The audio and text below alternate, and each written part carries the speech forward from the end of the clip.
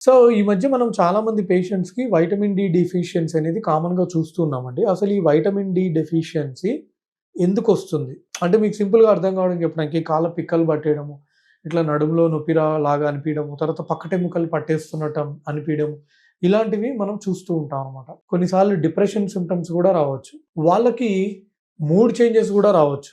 వాళ్ళకి back pain కూడా రావచ్చు. తర్వాత వాళ్ళకి సరిగ్గా నిద్ర పట్టకపోవచ్చు. సో, వైటమిన్ డి డెఫిషియన్సీ వల్ల చాలా చాలా ఇష్యూస్ అనేవి వచ్చే అవకాశం ఉందండి.